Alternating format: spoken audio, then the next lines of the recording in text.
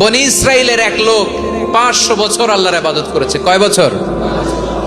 কোথায় জানেন? সাগরের মাঝখানে এক পাহাড়, ওই পাহাড়ের উপরে বসে 500 বছর টানা আল্লাহর ইবাদত। দিনে আর রাতে একবার করে নিচে নামতেন। সেখানে আল্লাহ তাআলা পাথরের ভেতর থেকে তার জন্য মিঠা পানির ব্যবস্থা করে দিয়েছেন, আর একটা ডালিম গাছের ব্যবস্থা করে দিয়েছেন। সকালে নামলে একটা টসটসে ডালিম, রাতে নামলে টসটসে ডালিম। এগুলো খেয়ে খেয়ে 500 বছর সে আল্লাহর ইবাদত করেছে। আর সে আল্লাহর কাছে বলেছে, আল্লাহ আমি যখন মারা যাব সেজদারত অবস্থায় যেন মারা যাই।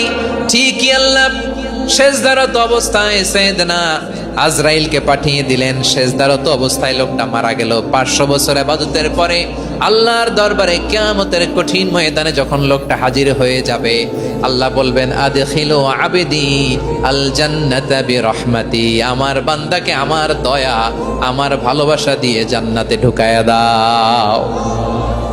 500 বছর ইবাদত করছে তো আমার দয়ায় আমার বান্দারে জান্নাত দাও। এই বান্দা বলে, বালবি আমালি, আল্লাহ তোমার দয়া লাগবে কেন? আমি আমার আমল দিয়ে জান্নাতে যেতে চাই। কি দিয়ে? কথা বুঝে নাই বোধহয়। আল্লাহর এই বান্দা কি দিয়ে জান্নাতে ঢুকতে চায়? আমল দিয়ে। আল্লাহ বলছে, আমার দয়ায় আমার বান্দারা জান্নাতে নিয়ে যাও ফেরেশতারা। এ বলে, আল্লাহ তোমার দয়া লাগবে কেন? সেজদা তো কম দেই নাই, জিকির করতে করতে 500 বছর শেষ করে দিলাম, আবার তোমার দয়া লাগবে?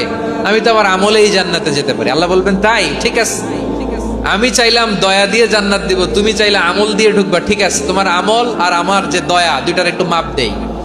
তোমার 500 বছরের ইবাদত এক পাল্লায় রাখো।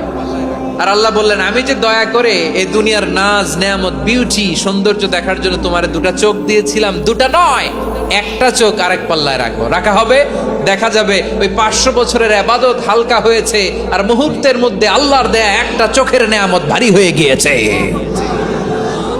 আল্লাহ বলবেন, তোমার কথা মতো মাপ দেয়া হলো, এবার ফলাফল দেখো। হিসাব বলে, তুমি এখন জাহান্নামে যাবা। Go to the hell fire, যাও এবার জাহান্নামে যাও।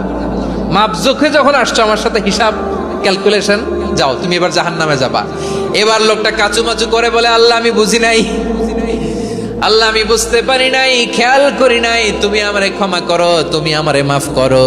ও আল্লাহ, এবার আমি টের পেয়েছি, এবার আমি বুঝতে পেরেছি, তোমার দয়া ছাড়া দুনিয়ায় কেউ জান্নাতে যেতে পারবে না, কেউ পারবে না। আল্লাহ বললেন, ওরে গোলাম, তুই তো কিছুই ছিলি না, অস্তিত্বহীনতা থেকে তোরে অস্তিত্বে আনলো কে? ওই ছোট্ট শুক্রাণু থেকে মায়ের পেটে 9 মাস ধরে খাবার দিয়েছে কে?